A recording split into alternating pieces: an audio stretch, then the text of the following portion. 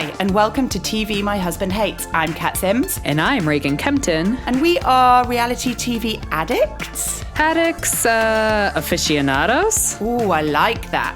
Experts. Experts. Basically, we know our shit when it comes to reality TV. 100%. Hello, and welcome to a fully complete episode of TV My Husband Hates. How you doing, Kat? I'm good. I'm really pleased that you're back. I'm really pleased that you're back. Like, last week was fine, but I haven't been able to bring myself to listen to the episode. It feels wrong listening to a whole 40 minutes of just yourself talking. Right. I think you did a phenomenal job. I listened to it, and you did great. Well, that's very kind of you. And the whole time I was like, but what happens if everybody's favorite is Reagan, and then they just hate this whole episode, and they just spend the whole time wishing that you were back?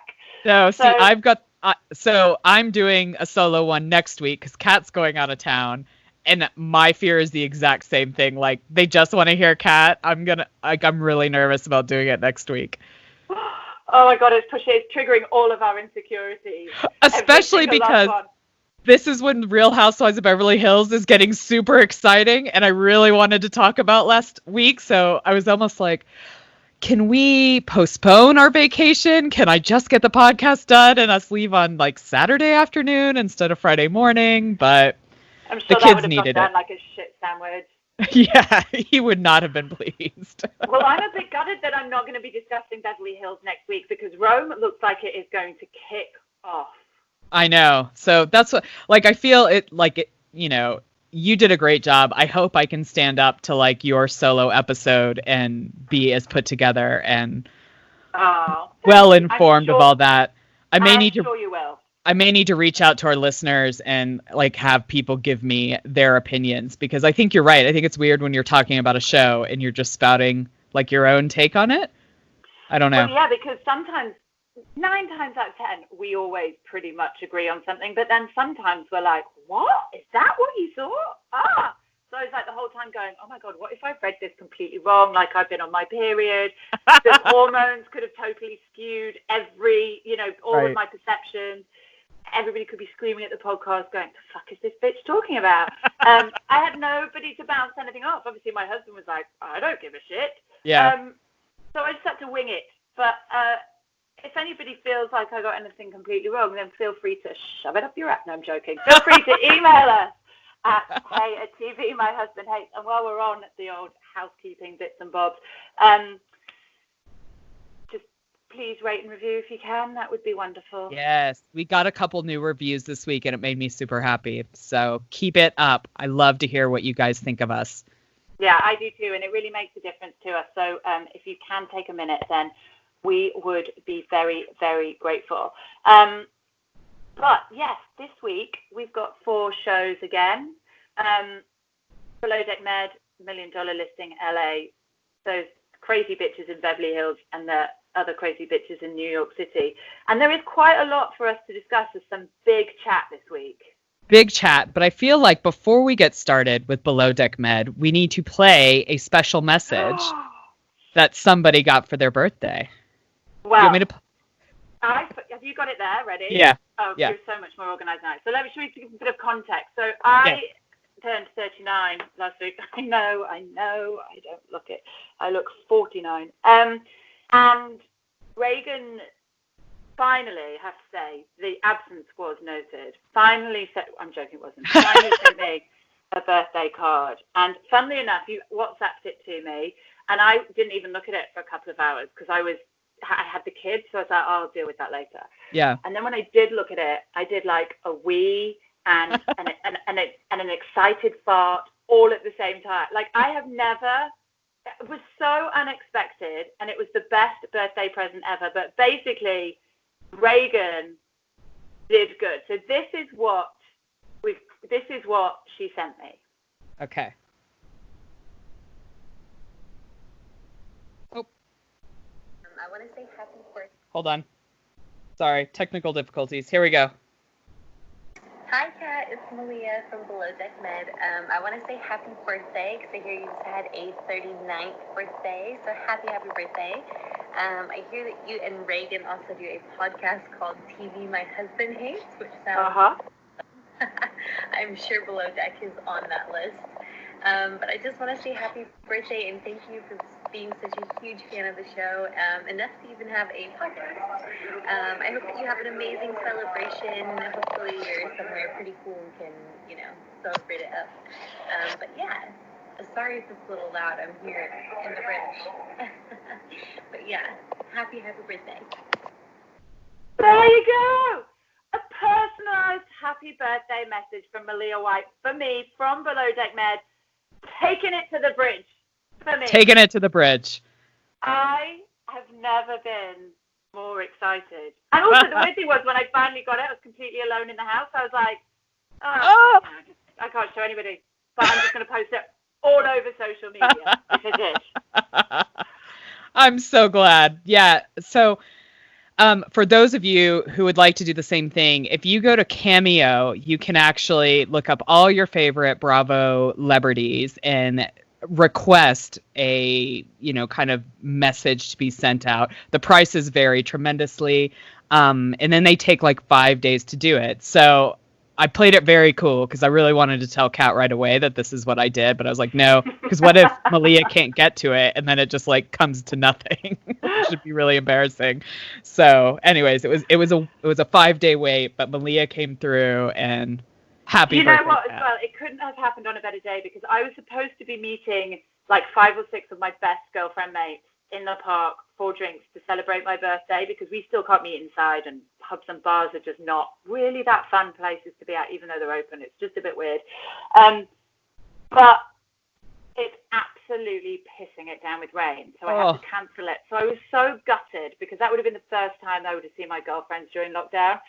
And then for it to be cancelled was that. But then to get this message was just perfect timing. It's Yay! brilliant. Thank you so much. Anytime. Happy birthday, Kat. Thanks. Well, speaking of Below Deck Med, while we're here, shall we get on with the show this week? And poor Kiko is struggling. Whenever you get the vegan guests that have very tricky diets, you always see chefs really struggle to like make their food just as special as anybody else. And I feel like that just totally overshadowed everything for Kiko. He was so worried about making this vegan food that I feel he just got thrown off his game this week. Well, and I think it's a real speciality. And let's be honest, I know all the vegans are going to hate me, but it's just how good can vegan food really be? I've been to great vegan restaurants and it's great food, but it's still not as good as a filet mignon with some beautiful prawns on top. So no. I feel like vegans have a responsibility to kind of accept that if they're going to walk onto a kind of environment like this and they are one person amongst many that aren't vegans, but they have to sort of take a slight responsibility for the choice that they've made and recognize that perhaps it isn't going to be quite the same as it should. And I know it's a yacht. I know they're spending thousands and thousands of dollars on it. But at the same time, I just think, I'm vegetarian and I'm the other way. I'm like, oh no, don't worry about it. It's fine. Like, if you've forgotten about me, I'll just have a sandwich. Like, please, it's fine. And I just wish more vegans were like that. Well, and I feel like you bring up a good point because if the whole charter had been vegan, I don't think we would have seen the struggles. I think we would have seen him really try to put a whole big menu together and make it super special and do all these stuff. But I think you're right. When it's 1 or 2 people out of the entire charter, it makes it, pretty difficult. And there's only one chef. So it's cooking 2 completely different meals concurrently. That being said, let's assume that he should have nailed it and he should have got it done. I don't think Sandy's helping. Like, her micromanagement and the way that she just sits on top of him, I don't think helps anybody. And I think it makes Kiko especially really not play to the best of his potential. No, I think it really freaked him the fuck out to have her standing there in the kitchen, just kind of watching everything he was doing. Like, he couldn't get into a rhythm. I felt so bad for him. The micromanaging was not good. No, and it's kind of the one downside. That's Sandy's weakness. I feel like Captain Lee's a little bit too far the other way. He's always famous for saying, I don't babysit. But Sandy's too much on the micromanagement. And I feel like if we could just get something in the middle, then they'd get the best out of them. But she's certainly undermining Kiko in terms of his potential by doing what she's doing. And I really hope that she takes a step back. Because also she gives him so much grief and threatens to fire him. But he hasn't dropped a ball once. I mean, okay, there's been some timing issues, but the food has always been exceptional. He's never had any complaints about the food in the rest of the season. So I feel like she's given him an unreasonably hard time.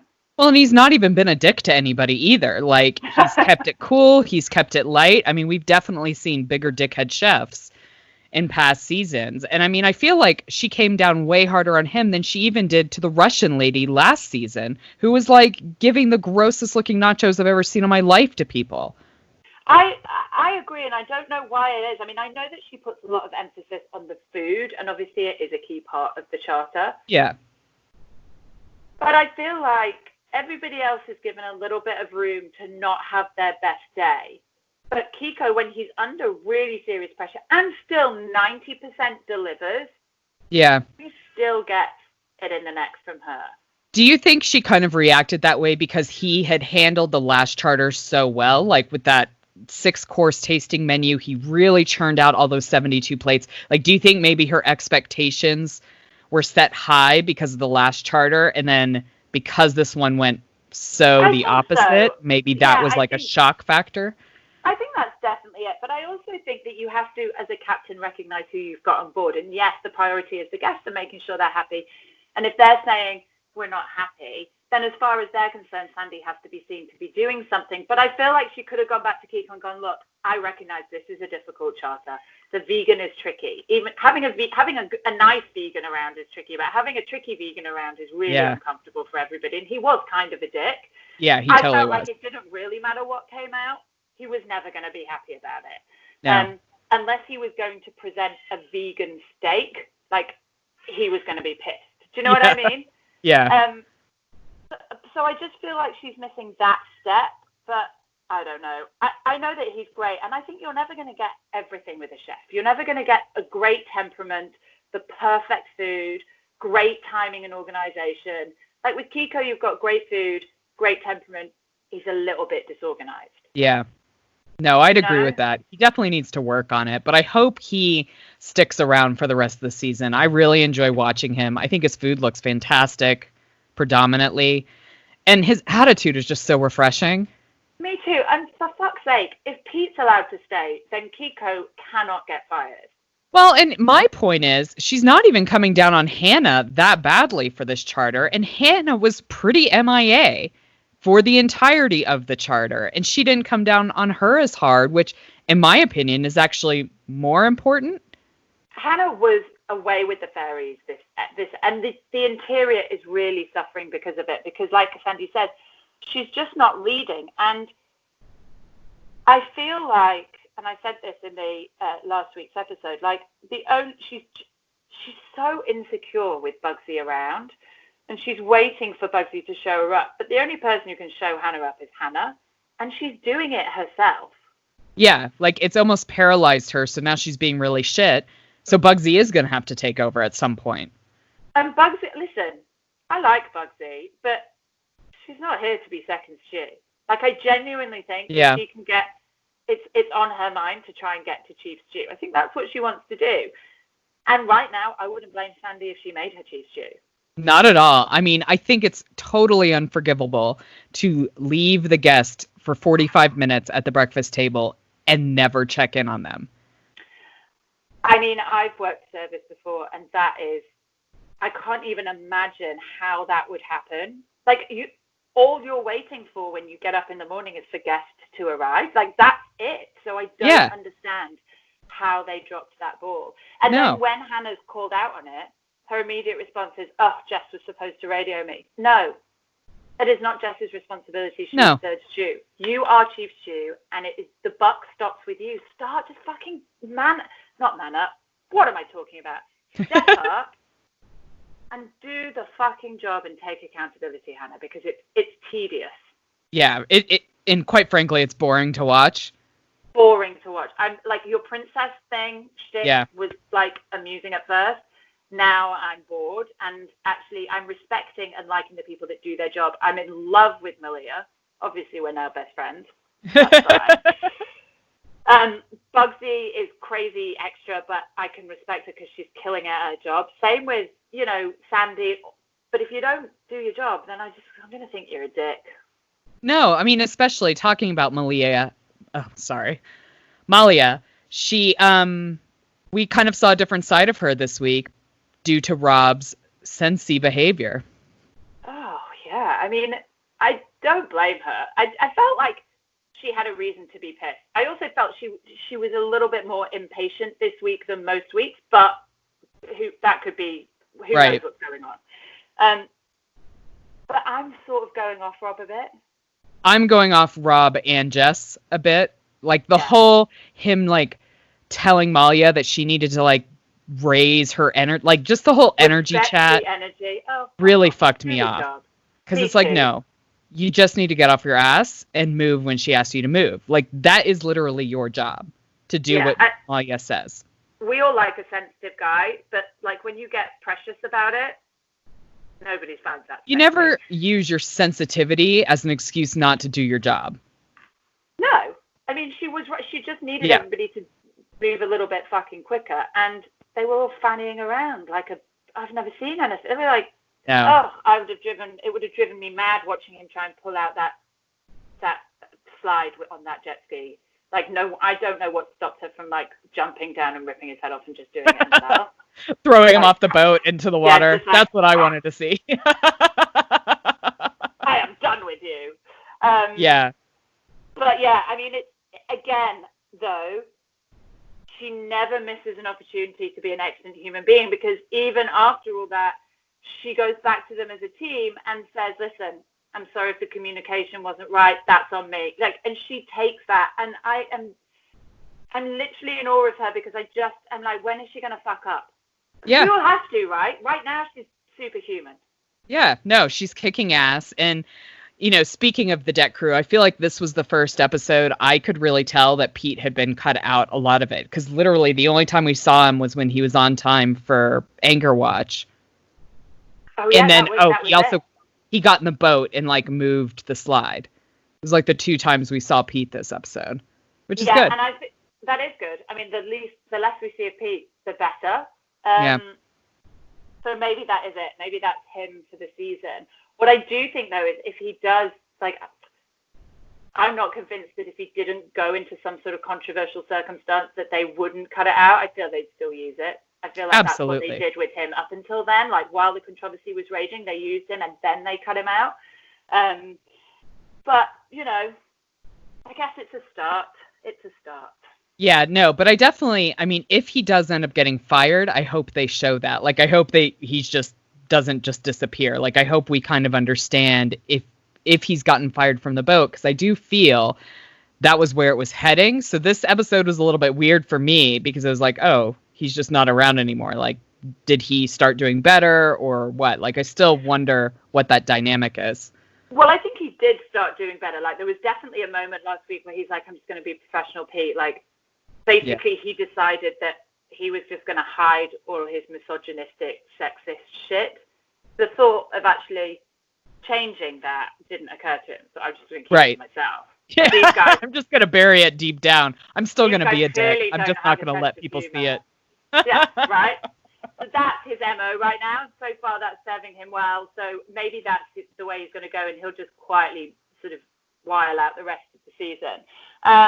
I don't know how the Bugs and Hannah thing is going to go.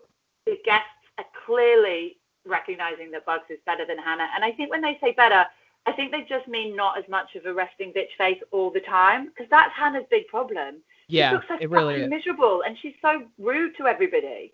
Yeah, she just needs to slap a smile on her face and chill the fuck out. Fucking kill him with kindness and take the tip, bitch. Yeah, because speaking of tip, this tip was pretty dismal. It wasn't great. And I love the way that the 15,000. charter guest gave them like a tongue lashing on the pontoon, on the what's it The called? dock. The dock. And he was like, well, it just wasn't good enough, and service was kind of shit, and the food was crap. It's like, all right, Call it how you see it. Yeah. But we'll see. I really hope that Kiko gets good guests next week, and I hope that he shows Captain Sandy that she's wrong. Yeah, because I feel like the end of this episode was kind of like Kiko and Jess are on their like last chance charter for this next charter coming up. So we'll see how it goes. Well, and I also don't think Hannah's safe. I think Sandy wanted more from that conversation. She didn't get it. So I think she's reassessing on this charter what Hannah's position is going to be too. Yep, I agree. So we'll see next week. Well, Reagan will see next week. Then we'll move on to $1 Million Listing, but not before this little message from us.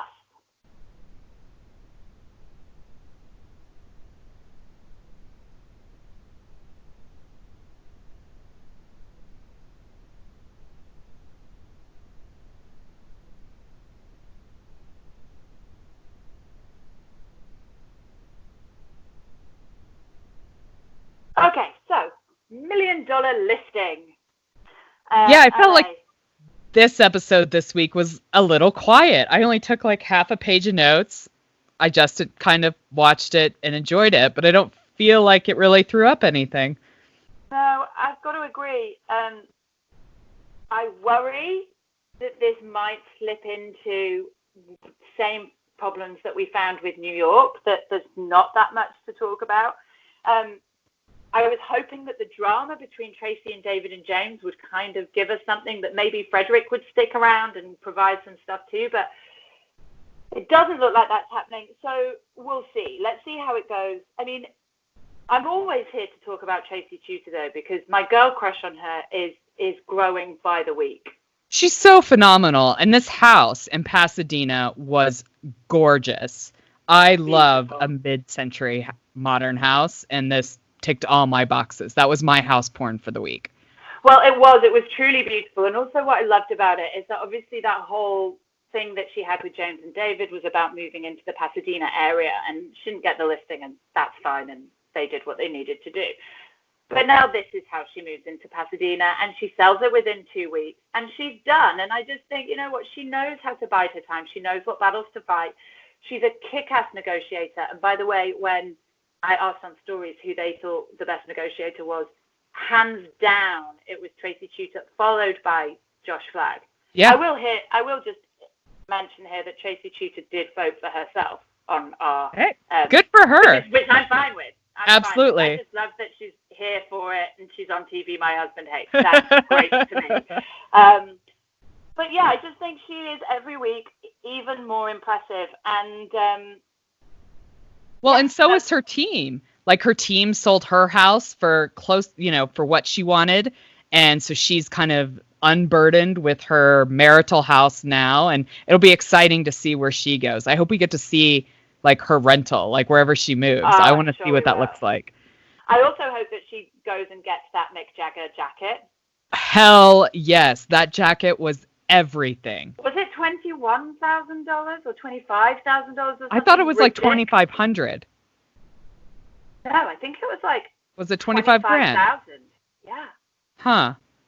Because I remember them saying the price and me being kind of surprised it wasn't more. Yeah, no, so I maybe think it was definitely like 21,000. Oh, okay. I thought it was 2,100 because part of me was like, you can afford a $2,100 coat. Just buy it. But no, it was 21,000. But now that she's just sold her house for $21.9 million, then she can probably get a couple. Yeah, that jacket's hers. The other thing we saw was Josh Flagg moving his business to Long Beach, which apparently is the next big thing. And I have to say, the house was... I was really mixed feelings about this house. So, in my opinion, that house is like a scrape house. Like, you buy that house for the land and you build like your dream house. I thought it was a cool house to look through. I would never want to live there.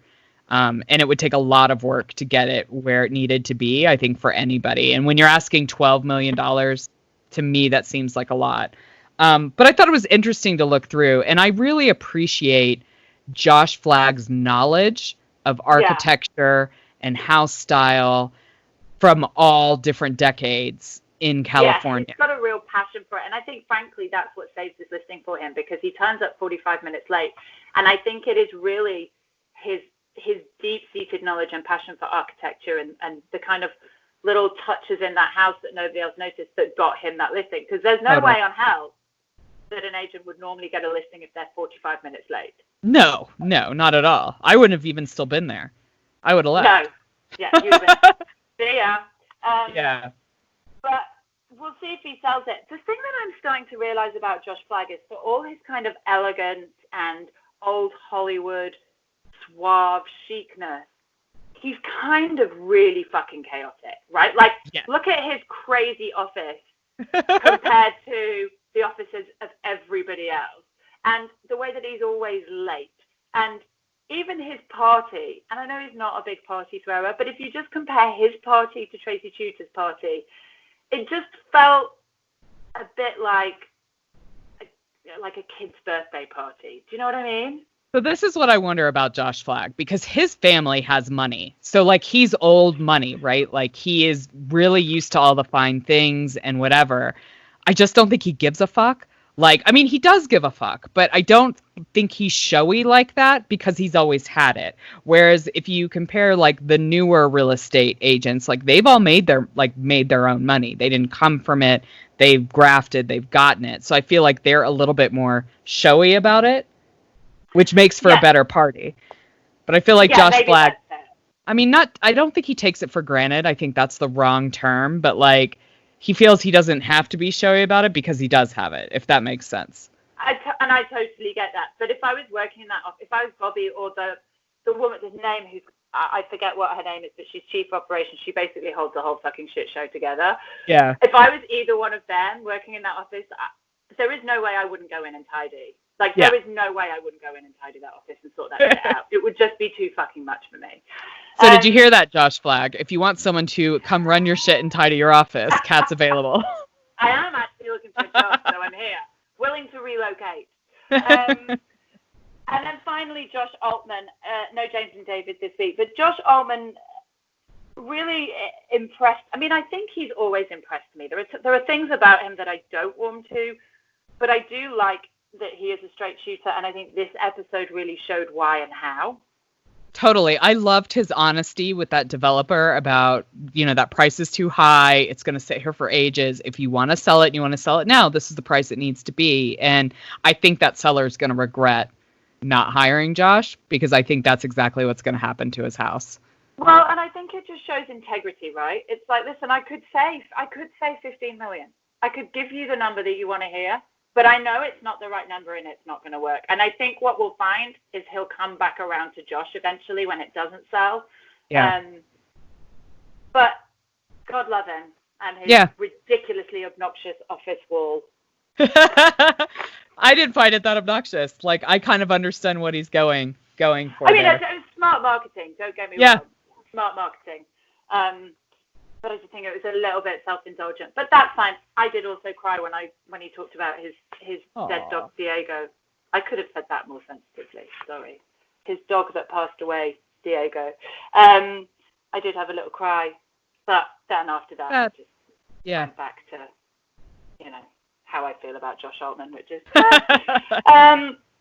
Anyway, let's move on to Beverly Hills and let the drama begin. Oh my. I feel like these are the episodes we have been waiting for all season. My life. All my life. Our entire lives. And as if this wasn't exciting enough, they had Wilson Phillips on as well.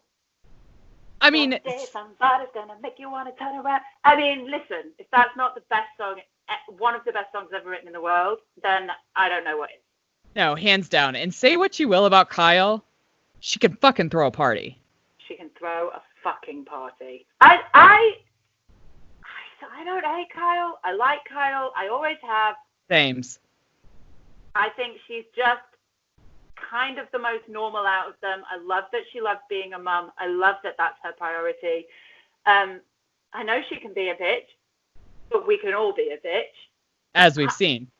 I really like her. Anyway, she throws this party, and Camille I mean, Camille tries. God love her, she tries, right?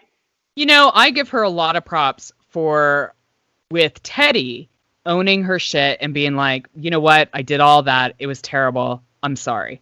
Like, that was the perfect way. And even though Teddy's not quite ready to forgive her, she even recognizes that. And she's like, you know what? You need time. I respect that. Yeah. However, it surprised me that Denise kind of forgives her, because I think Denise is at a point where she's starting to realize she might need some fucking friends. Yeah. I think we're going to start seeing the Denise apology tour, which we kind of saw this episode, but her apologies are still kind of bullshit. I don't believe them at all. And as much as I hate Camille, I believed her apology to Teddy. I did too. I mean, I do too. And I believed her apology. I think she wants it all done and dusted. Yeah. I believe nothing that comes out of Denise's now. Like, no. Literally. And we're going to talk about Brandy. We're going to save the best for last. Yeah. But I have no idea who Denise is, what she is saying, what she is thinking or doing at any time of the God-given day right now. No, it's so weird. I feel it's so scripted. Like, she's just PRing the shit out of it. Yeah. But it's bad PR. It's like it's the worst PR ever. It's like her and Aaron have just sat down and said, this is what we're going to do. And it's bad. It's bad advice. It's bad strategy. And it's only going to get worse. And I can't wait for this week. Oh, man. It's going to explode spectacularly. And do you know what's lovely about this week? And this was lovely for you the week before. I can fucking watch them without having to take notes this week. Oh, yeah. So I can go back to my old school life now of like watching it while I do the laundry or while I cook food and actually really enjoy it rather than going, oh, fuck, I can't watch it now, so I have to sit down and actually take some notes. Right. But yeah, I am excited to see what happens. But Denise is batshit crazy. And talking of kind of batshit crazy, let's just chat quickly before we get back to the party about Garcelle and Sutton, because I feel like I can't get a good read on Garcelle. I felt like this meal was like kind of the weirdest meal ever. Like, production came to them and is like, right, you two need to like get together and have a dinner. And it was weird. Like, I actually felt like we got to see a little bit more of Sutton, like kind of a little bit of her roots and like what she knows. I appreciated like her comment about the kitchen. I like Sutton. I have a lot of time for Sutton. Garcelle, I like. I just don't know how much of an addition she is to the lineup right now, because she's a busy woman, man. She's really busy, and I'm not denying that at all, but I feel like it's hard for us to get to know her as a cast member. It's hard for us to have any feelings or attachments to her if she's always so separate. She's not involved in any of the discussions. She's not involved in any of the drama or the goings on. You know, the bits that she does get involved in with Denise are only based on the 5 minutes that she happens to be in the same room with her. So I'm like, oh, babe, you weren't even there. Just like, shut up and fuck off. Right. But I really like her, and I would love her to really get involved, because I do think she has the potential for drama. Like, I think she likes to stir some shit. I think we're going to see that come out, because she is going to the trip. Like, she's going on the trip. So we're going to see her in Rome, which is where all the shit I think is going to explode. So I think that's when we're going to get a real sense of where Garcelle stands. At least I hope so. What did you think about Garcelle asking Sutton about where her money came from? I kind of appreciated it. Like, I think Garcelle made a good point. She's like, I wasn't asking how much was in there. I just wanted to know where it came from. I mean, who wouldn't want to? Like, I think that's a real moment. I want to know how much is in all of their bank accounts. You know, like, how much money do they actually have? Like, that's what I want to know. Like, where do they rank within each other? Who has the most? Who is kind of hanging on by a thread? But how much money do you have to be able to, like, rock up in Beverly Hills and just fucking flash a black Amex card? That's the kind of shit I want to know. Yeah. Because all I know is that I don't have enough. Yeah. So I want to know what I'm aiming for. Right. Where I am.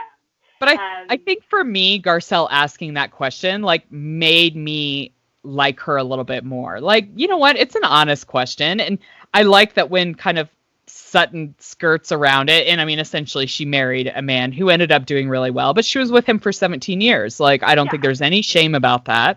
Yeah. She helped her husband do whatever he did by raising their babies and doing all that stuff. So no issues with that there. But I felt like that was a real question, like not some bullshit like, oh, we're on TV and this is what we're going to talk about. Like, I appreciated kind of a level of realness there. Her forthrightness. Yeah. Yeah, I can see that. I think I just need to warm to. I just wish I could get more of Garcelle. Like, yeah. You know what I mean? I feel like you're right, but I don't feel she's as giving in return. Like, I feel like she's expecting Sutton to kind of give the information, but she's not providing the same in return. And I think that's where I feel a little bit like, Well, and I feel like we've always kind of felt that way about her, because remember earlier in the season, she was kind of going for Kyle about like being superficial and not being like real and deep. And it's like, I feel like Kyle even made the point, well, you don't do that. Yeah. Like, you're not around. That's absolutely right.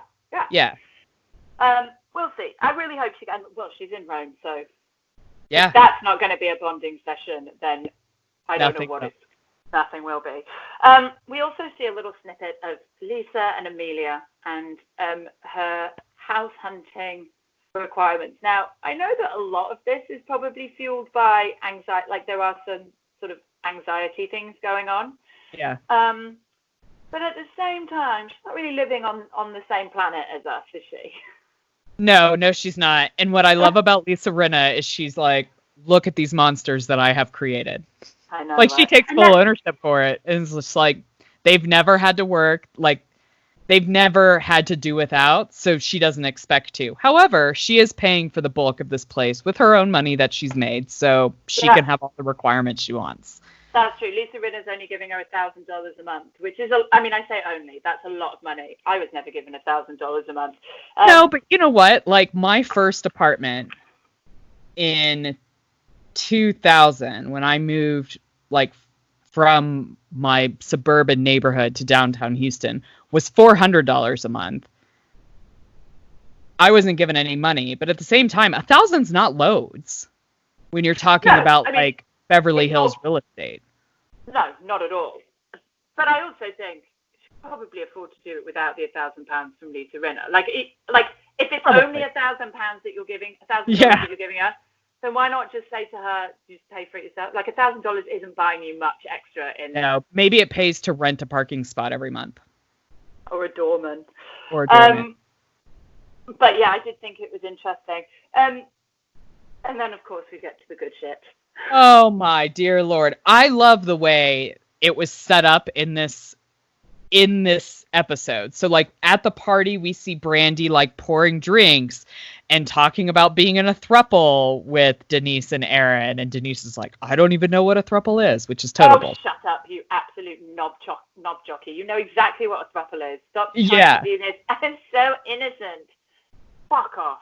And then Brandy just getting really fucking hammered. Like, really hammered. Like, Brandy hammered.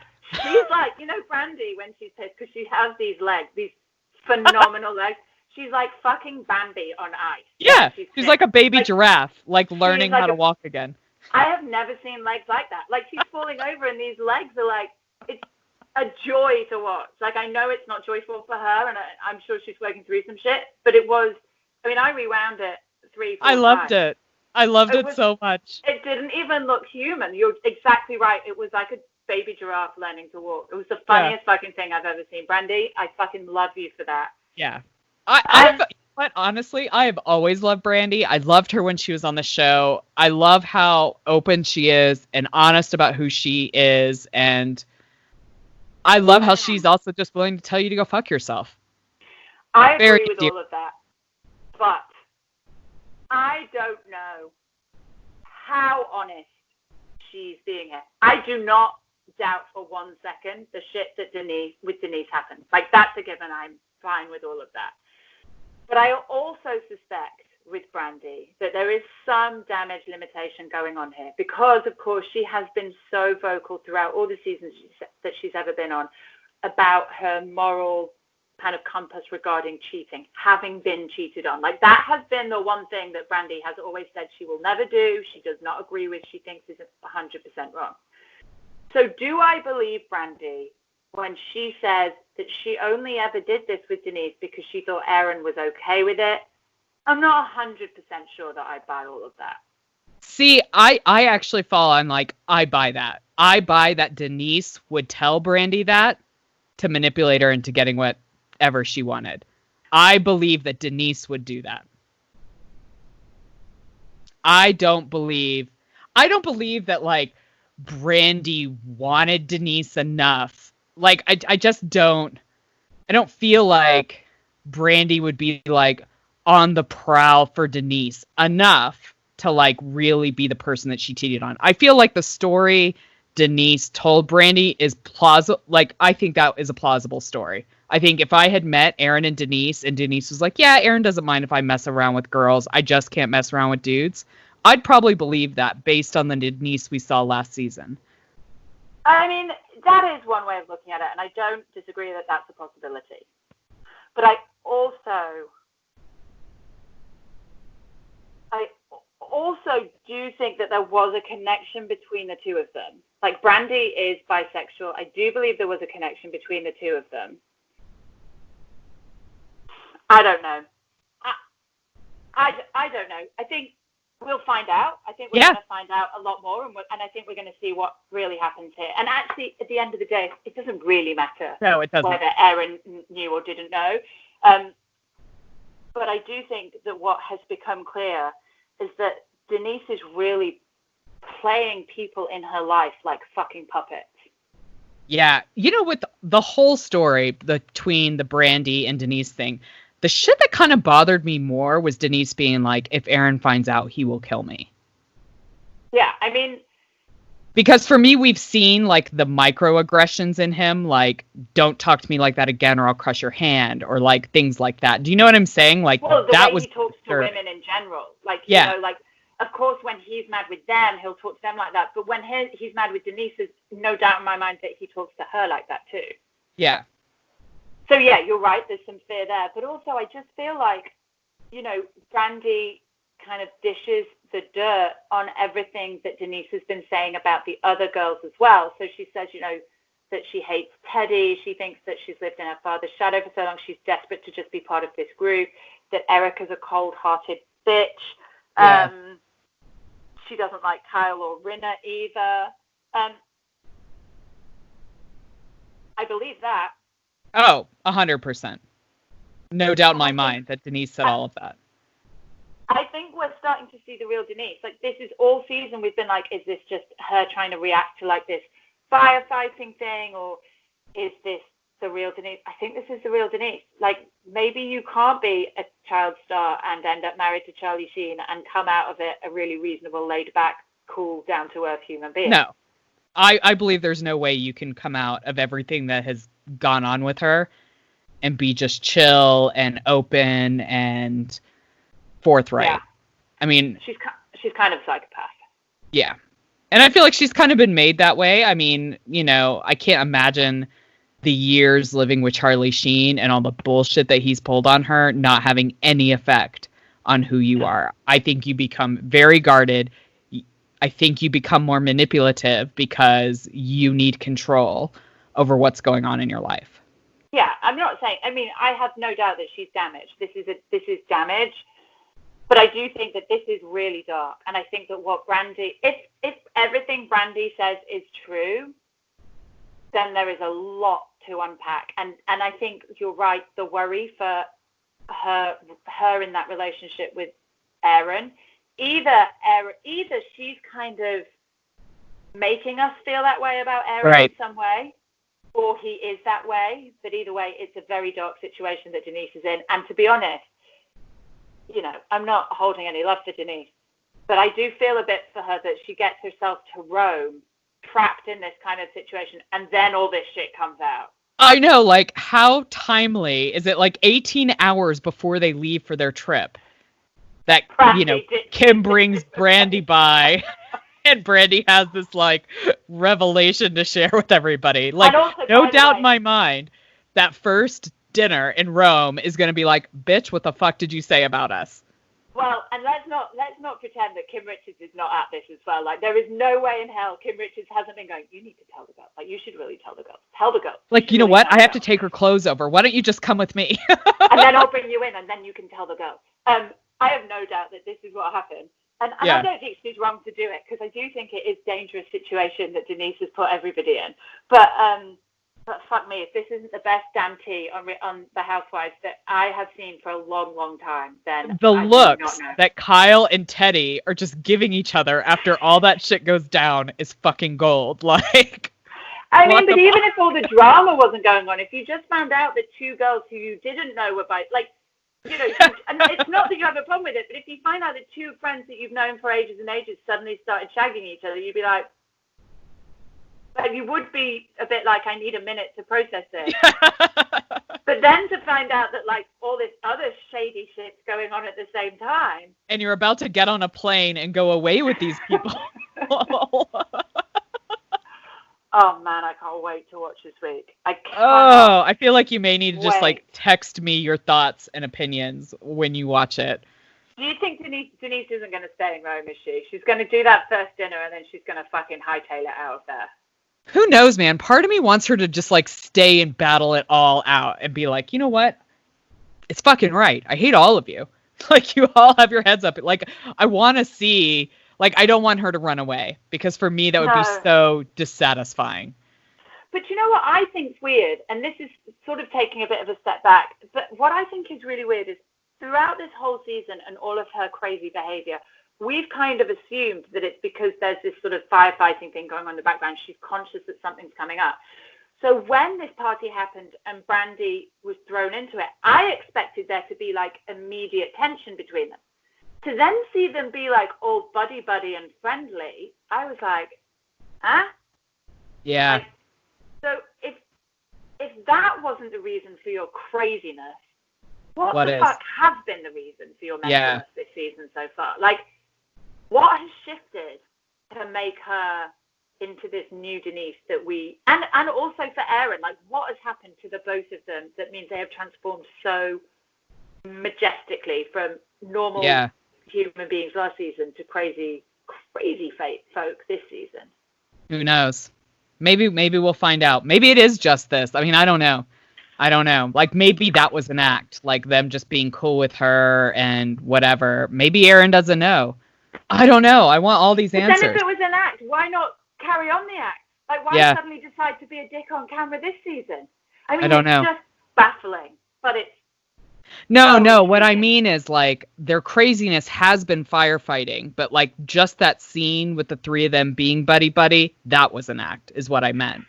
Well, that did all fit, because Brandy was like, I'm kind of nervous to be here, because what we find out is that she kind of ghosted her after that. And then before the party was like, well, I have secrets on you and doing all of this stuff. So there is stuff going on. So for the cameras, they pretended that, fuck me. I can't even. Can't wait for next week. We saw at least the previews from when I watched. They show a preview of, like, Teddy telling Rinna everything. Oh yeah, in the bed. No, Teddy's going to do that though. Like I mean, Teddy is fucking boring. In fact, I saw a meme the other day because she had pink hair in her interviews. Yeah. There was a meme on Instagram that's like a picture of her with her pink hair, and it's like, I'm right. She even makes pink hair boring. It's true. It's so true. They're not wrong. But you just know she can't wait to spill the tea and tell everybody. Interestingly, though, in that trailer, Lisa guessed. She's like, Brandy and Denise hooked up. Like, she guesses it before it's told. So this is clearly something that I think has been... It's been going around. I don't know. We'll Crazy see. Shit, man. Very excited. Oh, I'm going to miss you so much next week when I can't talk to you about next week's episodes. I may just text you anyways and then... Text me. Talk all about it.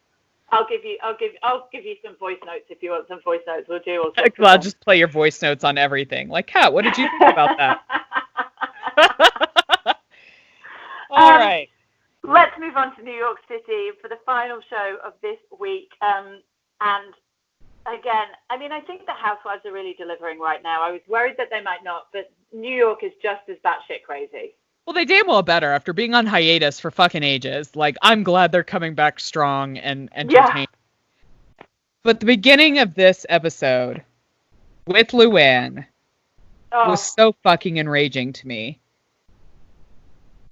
I also almost need a minute to shift gears because I've just gone from like the hilarity of Denise and Brandy and all that ridiculousness to now what is actually an incredibly, for me, like super offensive, insensitive, inappropriate move on Luann's part. And I feel like for me, it hit a little harder because we just did the mini-sode on the 13th documentary. So that's still fairly fresh in my mind. And watching...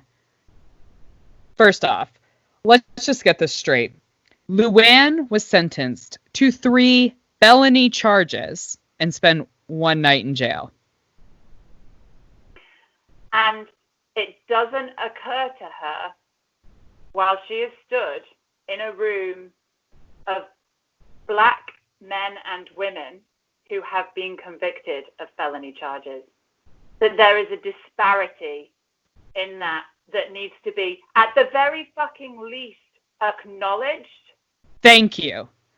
Because that's my whole thing. Like, yes, that's true. You had enough money and you got out. You spent 1 night in jail.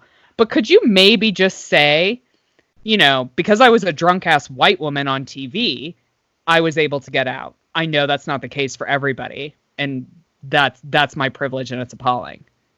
Well, and also, the whole premise of this particular section of this show where she's doing her charity work just does not have an ounce of authenticity in it for me, because we know she votes Trump. We know she's Republican. And being a Republican doesn't mean you can't do charity work, like, just to be clear. But I do feel that if you are a specific Trump supporter, you cannot stand up and say that you want to help and you want to change the system and it's wrong, and then go to the ballot box and vote for Trump. I don't think those two things are compatible, because if you vote for Trump, you are voting to keep black people in prison, and that's essentially, you know. And I'm not, to be fair, that hasn't just been Trump. Like, you know, we've seen other presidents do the same thing, but it just felt, the whole thing felt icky. And then for her to stand up and say, "I know what it feels like to have shackles on my ankles."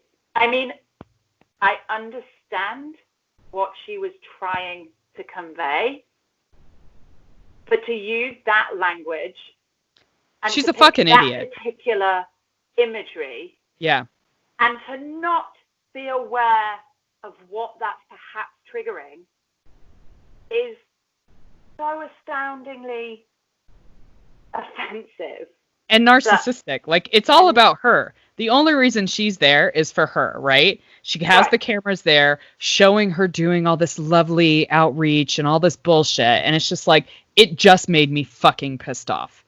It made me hate. And it's one thing, white privilege is one thing. Like, it's awful. But a narcissistic white privileged woman is very fucking dangerous. And what she did and said and how she conveyed everything was so wrong. And, you know, let's not forget that she did blackface 2 seasons ago. Like, this is not a woman who isn't without form. She has form for racism. And it just, that whole section of this show really angered me. Yeah, I think it would be interesting. I didn't watch What Happens Live after that, and I almost wonder if, like, Andy... I feel like Andy would have something to say about that. Like, that's... I mean, I don't know. Well, we'll see. I felt it was so weird. It was weird, I feel, for it to be included in, like, the Times and the chats and everything that Bravo is kind of under right now. It was fucking weird. It was weird to watch. So uncomfortable. It made me pissed really off. It was tone deaf. And I'm with you. It felt like they've had time to edit this shit. Like, you know, I felt, whether they included it because they felt it should have been included to highlight just what a fucking idiot she is. Fine. But the whole thing felt really uncomfortable, and I'd be interested, like you say, to see if it was followed up. I could have done some research. I'll do some. We'll have a look next. But man, I mean, I didn't like Luann to start with, but I don't know if she can come back from this at all for me now. Well, and part of me is kind of like, donate your money and go and listen. I would have had more respect if she didn't stand up and like tell her bullshit story. Like, just sit there and listen, give them money. Like, I brought up like having an issue about her just taking them to a spa day. Part of me can kind of understand that, like healing and feeling like a human being, and that could be something nice. But why? But I feel like it's about her. Yeah, like, you want to be seen taking all these people on a spa day. Just fucking give them your money and be on your way. Like, and also, this is not your place. What? Like, she had charged with 3 felonies, spent 1 night in prison. One of those felonies was assaulting a police officer. Now, imagine if you are a black person sat in that room and you hear that she gets 1 night in jail for assaulting a police officer. And you know that you wouldn't be able to assault a police officer because they would have fucking shot you before you got there. Absolutely. Like, that for me is just one of those things where I just think, how fucking dare you stand up and think that they have to listen to your story. Like, granted, she was asked to stand up, but fuck me, you know when you should shut up, and she just didn't know, and the whole thing was just awful. Yeah. Well, and let's also just take a moment to note that Sonia was there as her support once again, and this is all after the mess of the Berkshires, like where Luann was disgusting to her, and I just want Sonia to leave. Like, don't support her anymore. She doesn't give a fuck. No, she's a gross human being. She doesn't give a fuck.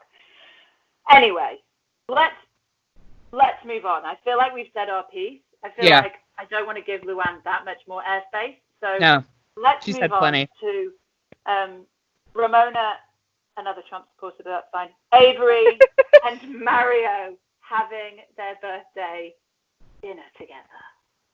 Which I think is nice that as divorced parents of an only child, that's a really nice thing to still be able to get together. But how fucking awkward was it when Ramona was like, I love you to Mario. Oh, that's sweet. And he was just like, and then she was like, the nice thing is to say I love you too. And he's like, okay. It was so fucking awful. But also Ramona banging on about how nobody can really understand her relationship with Mario, as if they're the only people to ever fucking co-parent in existence. In the world. And she's blazing this remarkable trail. Like, as you say, props to any couple that can get divorced and bring it together and make it nice for the kids and have a family. Fine. But babe, this is nothing new. You are only doing really what is expected of you as a parent. Leah did this like 4 episodes ago. We saw Leah doing the exact same thing for her daughter. It's just what you do. A gazillion people do it every day, babe. This is not something that you have invented. No, you're not special. No, and also, am I right in thinking that she would totally shag Mario if he gave her the go-ahead? Absolutely, especially after like telling the story about like Avery's delivery at this restaurant with this guy here. I was like, Ramona, you are not over him. We all fucking know it. Like, this dinner's awkward for me to watch. Didn't they quarantine together? I think they did, didn't they? I think they did, because he lives in Florida, and I think she was down there with him. I mean, I'm going to be judgy pants on that. It's just weird. It's weird. But I always liked Mario, and I really hope he doesn't fall back into the clutches of Ramona. Like, I can appreciate Ramona for what and who she is, for what she is. Yeah. But Mario, I think, deserves better. He was always I know he cheated on her. He was kind of an asshole, and that is not great. But that aside, he was always fairly normal, and it was weird. Anyway. I think Mario is living his best life in Florida, golfing and probably dating women who are way too young to be dating him, and he's having the time of his life. I don't think we see a Ramona reconciliation anytime in the future. God hope not. I feel like I would fly over and be like, dude, this is not the right thing to do. When we finally get to have through this from the beginning. Right. When we finally get to have our holiday in Key West, we will go and find him and be like, you better not do this. We're going to be busy in Key West because we have to go down to like Fort Lauderdale. We have to go find all the below decks people. Oh, yeah. And we'll have to find Mario. Well, I'm actually if we had done our trip, I would have flown into Fort Lauderdale because it's only like a 30-minute drive away from Miami. I was going to pick you up from Fort Lauderdale. Yeah. Oh, those were the days. Those were the days. Fuck you, COVID. Quick chat about Leah and her sister. By the way, her sister is so like mesmerizingly beautiful. Oh yeah, I think they're both gorgeous. Like they both are, but their parents. Like, I'm so jealous of the hair. Yeah. They all have this wonderful, gorgeous hair. I don't have hair like that. No, I never will. It just grows out rather than down. Yeah, me too. Mine's just shit. Anyway, yes, they go to that Russian spa again. That Spa 88, hilarious. Which is amazing. Now, I found this conversation really odd. I think it's great that Leah felt like she wanted to kind of mend her relationship with her mum. Now, did I mishear this? Or did Leah's sister say that her mum told her that she doesn't like her children? She said she didn't like Leah. Mom doesn't like Leah. She calls her fake in the face, and she feels sorry for Keir that Leah is her mom. Right. So I really have a fucking problem with this. Like, I don't think that any mother should talk about their kids like that at all, let alone talk to another kid about another kid. No, you don't do that. And I have to say, like, for all Ramonas, you need to make it right with your mom. There are some moms that you just can't make it right with. And if your mom is saying stuff like that about you to your sister, that's wrong. I mean, I love that Sarah told her and was like, dude, I had this chat with mom. So before you apologize to her, you need to hear what she actually said. And like, you tell her I told you because it was fucking ridiculous. Like, Bunny made a major wrong there. You don't do that. I think Bunny's batshit crazy. And we do find out coming up that Leah has bipolar disorder too, which I've done some reading on because it's in the trailer that Ramona kind of says, I found out she's got bipolar disorder, as if it's any of Ramona's business. Right. But of course, everything's Ramona's Nosy business. Bitch. But I think if you are somebody who's vulnerable with your mental health, you have to be really careful about the people that you let in, even if it's your fucking mother. Sometimes, just because it's your mom doesn't mean that relationship is salvageable. And this seems really toxic. I mean, even if you think that about your kids and whatever, fine. You can think it. That's your own prerogative. You never fucking tell a sibling, your other kid, that that's how you feel about the other one. It's just, it's so wrong. And it's such really a breach of like mother-child trust and connection. Yeah. It's so gross. It does not surprise me that Leah struggles with this relationship so much. And I feel like there comes a point where you just have to go, you know what, enough is enough. And even if it's my mum, this is not good for either of us, so we need to move. She's got her sister, like, she's got support. She's got her gorgeous, I forget, Rob, the father of Keir. Sometimes you just need to know when to walk away. And I feel like this is not a good relationship for her. For me, I felt it really crossed the line when she brought Keir into it. Like, you can say, like, I don't really like the stuff she's done to her face. I think that's fine. But, like, the minute you cross over and like disparage one of your children as a parent being worried about their kid, like your grandkid, I think that's wrong. Well, and you can say that you don't like the shit they do. You can say you don't like the decisions that they make. But to say that you don't like them as a human being is, again, like you say, it's your prerogative. But you've got to expect that that's where that relationship ends. Yeah. Because like you say, it's such a breach of that trust, of that unconditional love that should be there. You can't come back from that shit. I'd be pissed. No, I mean, I could never imagine saying something like that to my youngest about my oldest. Like, ever. No. It's just your job as a parent. It breaks my heart. And I think it hurts as well because you see her, she's a mum, she's in her 40s, maybe nearly, I don't really know how old she is. And you can still see that kid in her that, like, gets punched in the gut when that information comes to her. And you just think, it's not okay. It is not okay.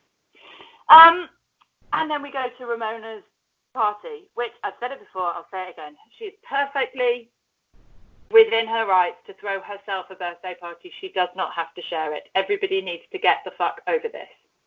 Yeah, 100%. And if she wants to say that she has 50 best friends, fucking fine. Let her live in that world. It doesn't matter. Do that. So they all turn up. They're all bitching about Ramona, some way, shape, or form. Which, I get it. Like, Ramona's a pain in everybody's ass. But it is her birthday. Yeah. And it is her party. And you have said you're going to go. So don't go and be a dick. Yeah. It's kind of my view on it. Like, do you buy their, I didn't see that there was a dress code. Like, I didn't see that you had to wear black. I think that's all bullshit. I think they just wanted to wear what they wanted. 100% bullshit. Because they knew, Dorinda and Leah had the conversation, they knew it was black. Everybody knew it was black. Luann just, no rules apply to Luann because she's just a narcissist. And no. Sonia's just so fucking off the reservation right now and she hates Ramona right now because Ramona apparently is calling these people friends.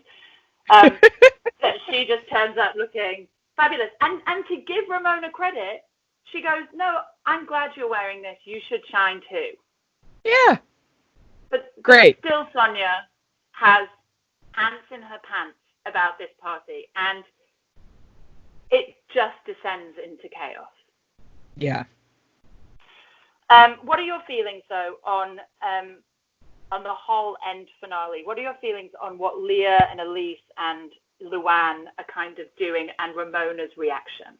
I think they were all just having a good time in a room full of women. I mean, I think this is what was interesting to me. So, like, Ramona pointed out that Leah's dress was super revealing, but it was totally fine because it's just a big group of women and we're all just here to have a good time. And, like, there's no dudes, so it's all fine. Like, she's happy with that, right? She thinks she looks great. The minute they just start dancing and having fun, she freaks the fuck out. And I think we have different opinions about this. I think that Ramona was embarrassed around her 50s society friends, and she thought it looked bad on her, which is why she wanted that shit shut down immediately, to the point that she's talking to production and she wants them out, and, like, we've never seen that from her before. I think she went completely overboard. This is the first time in 12 seasons that Ramona's broken that fourth wall. Now, while I actually don't disagree with you, I do think that's definitely at play here. I do think she is embarrassed and she doesn't want her society friends to see this kind of behavior. I'm sure they all watch the show. I'm sure they're not shocked, but that aside. But I also, just to play devil's avocado, do feel a bit like there is a maternal instinct in Ramona for Leah. And whether that's slightly twisted is a different conversation. But I do think that's a reality for Ramona. She has sort of taken her in as a kind of daughter figure. And I do think there's an element of that is saving Leah from herself. Like, not that Leah's embarrassed by what she's doing, but I think Ramona thinks she should be, and therefore she wants to protect her from it. So I think there is an element of protection. But I also think that shame and embarrassment in front of her very fancy pants society friends plays into that too. I do think it's really surprising that Ramona breaks that fourth wall. I was expecting it to be over something bigger. I think that's where I was at. You took the words out of my mouth. That's it. When I realized it was just that, I honestly thought Leah's vagina was showing. Like, yeah. I thought she was dancing and her vagina was out. Like, that's what I thought we were going to be like, seeing. We were just going to see this, like, blurred area and no dress. Pixelated vagina. That's what I thought we were going to see. With wings. Fair enough. At that point, yes, with wings. At that point, let's maybe stop the cameras rolling, like her vagina is out. Yeah. Maybe. But I didn't think it was just a bit of dirty grinding amongst friends. I don't even feel like we saw full drunk Leah. I don't even think Leah was hammered. Like, I think they were just dancing, having a good time. Like, I think we've seen Leah do way more outrageous stuff, being way drunker this season than she was at that moment at that party. Yeah, 100%. I actually was way more disturbed watching Sonia on the table stamping on that mirror. Like, that was the moment at which I went, okay, now shit's out of hand. I totally agree with you on that point, because I was like, there's something going on with Sonia. She is breaking the glass in the mirror. Like, she is pissed. I thought that was going to be who she was yelling at. I was surprised that nobody was like, really, I mean, I'm sure they're like... Should someone take care of Sonia? She may get cut. Right, she's like on a table, on a mirror, with 3 liters of tequila inside her, stamping on a load of broken glass. Surely there's some sort of health and safety violation. Right? Like, should someone step in? Where are the guys in the high vis with their clipboards? We don't have them in America. We just let people hurt themselves, and then they sue people. So they can sue people, yeah. Of course, I forgot. That's how it rolls. But I do think there's something wrong with Sonia. I think Sonia needs some serious help, and I don't understand why these crazy bitches hold on to these enormous houses that seem to break their souls in two. Like, Dorinda nearly died under the weight of Bluestone Manor. This fucking townhouse has been the albatross around Sonia Morgan's neck for fucking years. Is she just not selling it because it's a Morgan piece of history? I think so. For me, I'm like, bitch, you need to sell that shit. Get all the money you can from it and move the fuck on. 100%. Take your money out of there, sell it, let somebody else spend money on it. Just move on. Yeah. You'd be so much better for it. $50,000 a month. It's insane. It's insane. It's fucking it's mental. And now she's dancing on tables and stamping on mirrors, and the poor girl needs some help. Yeah. Yeah. Well, we'll see. We'll see what happens to her. But, yeah. I mean, it felt like there was a lot of emotional shit going on with the Housewives. There was a lot. And, of course, their trip announcement was that they're going to go back to Mexico. They're going to go to Cancun. So I'm sure that's all going to be lovely and fine for everybody. Just a nice little getaway. Everybody will, relax. Totally. I'm sure nothing will go wrong. Luann always behaves really well on trips away. Well, I do. And Dorinda does too. So yeah. Great. I found it really funny that Luann was like, oh, Cancun? I fell into a bush the last time I was there. Which was actually fucking comedy gold. It really was. One of my favorite reality TV moments. Anyway, that is us for this week. So thank you once again for taking the time to listen. If you can, take an extra minute to just rate and review. You've heard our Patreon adverts. We won't bang on about that, but that would be great too. We did get another Patreon donor this week, which is exciting. We did. Thank you to Terry for supporting us and everything on Patreon. So thank you for that. Because of Terry, because she went in full flow. So now we're doing weekly content for her. Oh yeah. Yikes. We got to get on that. Yeah. Yikes. So the more of you sign up, we're doing it anyway, so the content will be there. You'll really enjoy it. We do lots of good stuff, and I think we've got some good stuff lined up, so it's going to be worth it. But I think that's us for this week. So Reagan will see you next week. I'll be solo, so if you want to send me anything of what you're thinking about of the shows next week, I'll include it because I will be on my Lonio. So please listen, give me some support, send me messages. I'll include them all in. Again, I'm going to apologize ahead of time if Cat's your favorite and you just don't even want to fucking listen next week. Be warned. It'll just be me. Don't be silly. It will be amazing. I have absolute faith in you. But yeah, that's it for this week. So thank you very much. And remember, smart people watch reality TV too. Bye-bye. Please subscribe, rate, and review TV My Husband Hates wherever you listen to your podcasts. You can also follow us on Facebook and Instagram at TV My Husband Hates and join the Facebook group to keep the conversation going when the podcast ends. If Twitter's your thing, you'll find us at TV Husbands Hate. Theme music and production for TV My Husband Hates by Jimmy Sims.